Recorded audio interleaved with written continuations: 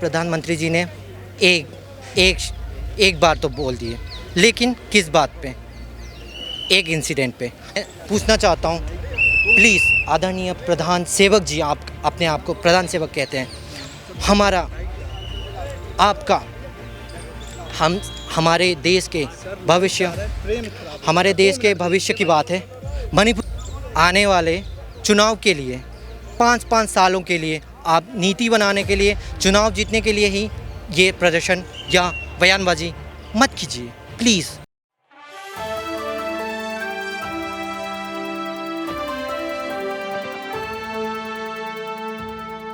कुछ युवा हैं, उनसे जानते हैं कि किस तरीके से युवाओं को मणिपुर की ये हिंसा प्रभावित कर रही है। आप लोग यूथ हैं मणिपुर के, हमने देखा कि एक यूथ रैली निकलती है और उसके बाद से मणिपुर जलना शुरू हो जाता है। वो भी एक पर्टिकुलर जो कॉन्टिन्यूस इंसिडेंस है उसमें एक ऐड ऑन होके हिंसा शुरू होती है। यूथ किस तरीके से मणिपुर का इसका सॉल्यूशन देख रहा है और यूथ की क्या मांग है कि कितना जल्दी इस प्रॉब्लम का सॉल्यूशन हो। जी, मेरा नाम है भगत। नमस्ते मेरे प्रिय भारतीय नागरिकों, मैं आपसे एक चीज़ बताना चाहूँगा। मैं मणिपुर से हूँ और मेरा नाम भगत है। मेरे पापा ने मेरा नाम भगत इसलिए रखा ताकि मैं देशभक्त बनूँ। आज वो वक्त आ गया है, मुझे लग रहा है, क्योंकि जैसे आपने बताया घटना का क्रम आप जिस हिसाब से बता रहे हैं वैसे ही बता सकते हैं जैसे हुआ, लेकिन हम जो बाहर पे पढ़ने के लिए आए हैं, कामकाज के सिलसिले में रह रहे हैं, तो उनको वो सब देखने के लिए हमें उतना टाइम नहीं मिलता। लेकिन प्रतिदिन कितने महीनों से, अभी 3 महीने हो गए, 90 दिन हो गए और अब तक कुछ सुझाव नहीं आया है, कुछ विजिबल सॉल्यूशन नहीं आ रहे हैं। तो हम ऐसे युवक, एज अ यंग सिटीज़न, हम सरकार से यही मांग करना चाहते हैं कि आप प्लीज़ हमारे मणिपुर को बचा लीजिए। मणिपुर भारत का एक अभिन्न अंग है जो भारत के गौरव लाने पे कोई कसर नहीं छोड़ते हैं। कोई भी ओलंपिक्स हो, खेल कूद में, कोई भी प्लेटफॉर्म में हम भारत को आगे रखने के लिए चाहते हैं। लेकिन जब हम इस घटना से, इस प्रॉब्लम से जूझ रहे हैं, तब हमें आपकी सहयोग चाहिए, हमें आपकी सहायता चाहिए। एक चीज़ बताना चाहूँगा, मणिपुर क्यों बर्न क्यों हो रहे हैं? आप इसको एक अपने एक घर के या कमरे के दायरे से सोच लीजिए।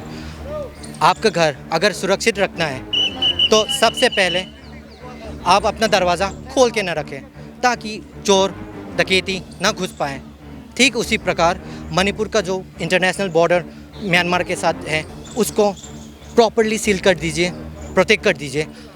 जब तक ये खुलेआम छोड़ेंगे तब तक उग्रवादी हो, ड्रग हो, जितने भी हम देख रहे हैं ये प्रॉब्लम्स के, जितने भी हर प्रकार के प्रॉब्लम्स, वो ठीक नहीं होंगे। मैं ये जानना चाह रहा हूँ कि जिस तरीके से पीएम मोदी ने काफ़ी लेट बयान दिया, राहुल गांधी मणिपुर आए, इससे कुछ फ़र्क पड़ा है पीएम मोदी के देर से बयान देने से और राहुल गांधी के मणिपुर विजिट करने से? जी, आदरणीय प्रधानमंत्री जी ने एक बार तो बोल दिए, लेकिन किस बात पे? एक इंसिडेंट पे। हाँ, वो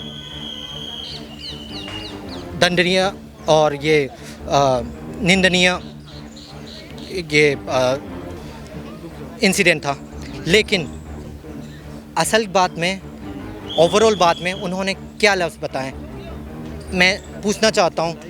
प्लीज़ आदरणीय प्रधान सेवक जी, आप अपने आप को प्रधान सेवक कहते हैं, हमारा आपका हमारे देश के भविष्य की बात है। मणिपुर की ही बात नहीं है। आपने मणिपुर में देखा, आपने हरियाणा में भी देखा और कई राज्यों में देखे हैं दंगे। इसका एक ही मूल ये पीछे की जो आपको पता है, रीज़न पता है, आपको पता है, हमें भी पता है। जब हमें ही इतना सब पता है तो आपको क्या पता नहीं होगा? गांधी के मणिपुर विजिट से कितना फ़र्क पड़ा? लोगों को थोड़ा प्रोत्साहन हुआ है, थोड़ा सा जैसे कोई मतलब अब आपके कंधे में हाथ रखते हैं तो थोड़ा बहुत सुकून महसूस होते हैं। उस हिसाब से आम नागरिक को महसूस हुआ है। लेकिन हम राहुल गांधी जी हो, आदरणीय प्रधानमंत्री जी हो, सभी से हम अनुरोध करना चाहते हैं, आने वाले चुनाव के लिए 5-5 सालों के लिए आप नीति बनाने के लिए, चुनाव जीतने के लिए ही ये प्रदर्शन या बयानबाजी मत कीजिए प्लीज़। आगे की आने वाले 5 साल 10 साल को छोड़िए, एक पीढ़ी आएंगे, 2-3 पीढ़ी आएंगे, 50-100 साल, इसके बारे में, हमारे भविष्य के बारे में सोचिए। बहुत थैंक यू। Thank you. तो ये हमने आपको दिखाया कि किस तरीके से मणिपुर जो मैतेई समुदाय है बेसिकली वो उन्होंने आज एक दिन का प्रोटेस्ट रखा था और युवाओं की अपनी एक अलग सोच है, बुजुर्गों की अलग सोच है, बुद्धिजीवियों की अलग सोच है।